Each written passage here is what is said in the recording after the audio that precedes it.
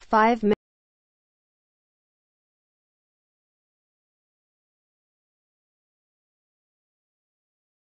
men slammed on the brakes simultaneously. Together they had been running towards Lionel Messi, and together they turned and ran away from him. Again, as if he had flicked a switch. As if he had some kind of control over them. Which, in a way, he did. The moment that led to the second goal on a night which ended with the Camp Nou roaring their team into the quarterfinals, was an encapsulation of the power that ultimately took them there. Messi twice sent shots through the legs of Thibaut Courtois and into the net. In the 3rd minute and the 64th. But it was the assist for the second that effectively ended this, and there was something in that image, in the way it came in the 19th minute, that may even have said as much as him scoring. Lionel Messi seals Barcelona's defeat of Chelsea with double dose of sorcery. Read more. Messi saw Cesc Fabregas lose control, seizing upon the ball. Suddenly he was away. Andreas Christensen hurtled towards him, but too late. Next came Cesar Azpilicueta, but Messi escaped to his left. And then came the switch. As he scuttled forward, 5 Chelsea players ran towards him. In unison. His pass turned them in unison. Collectively removed them from the game. They had not made it to him, and they did not make it to Ousmane Dembl either, who controlled and thumped into the top corner, away from Courtois. At 2-0 it was good as over. It was Dembl's first goal for Barcelona, and it was hugely significant. Injured attempting a backheel on his first start, he had been out for 4 months. When he returned, more than 100 days later, another injury added 4 more weeks to the wait.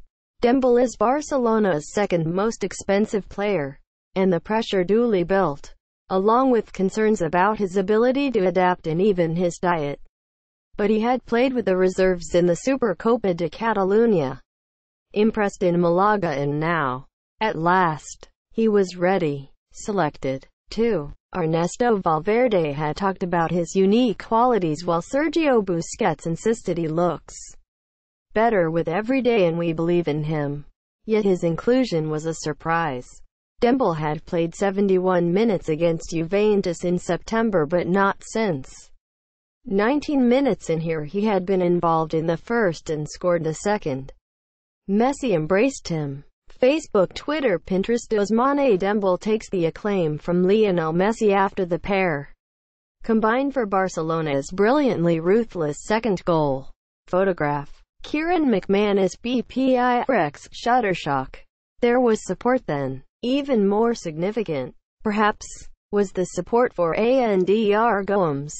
The midfielder, who had referred to a kind of hell and admitted that the pressure weighs upon him, and the murmuring from this stadium had affected him. When he appeared in the second half, there was a huge roar and the supporters chanted his name. Ultimately, though, it always seems to come down to that guy. And within 2 minutes they were chanting Messi's name again, when he dashed into the area and hit the ball under Courtois for a second time to make it 3-0. That was the 602nd goal of his career, his 100th in this competition. None of them had arrived as fast as his first here. The strike that started it all. Messi had missed out at the weekend because of the birth of his third son, Chiro. He looks well to me. He's ready, Valverde had said, rightly. They had barely packed away the pre-match banner declaring, in English, "God save the King," when Luis Suarez neat flick found him and he steered the ball between Courtois' legs at the near post. He had been back for 127 seconds and the goal was dedicated to Chiro. Chelsea had not yet touched the ball. They grew into it, of course. And this was not always easy for Barcelona. Yet Messi was, well, Messi. Much was made of the fact that he had not scored against Chelsea before the first leg. Now he has 3. But one of the mistakes when it comes to Messi is making it all about goals. It is not. It is everything else. And if there was a glimpse of his control in the pass for Dembl to make it 2-0, It was there in countless other touches. In the way that he turned and ran.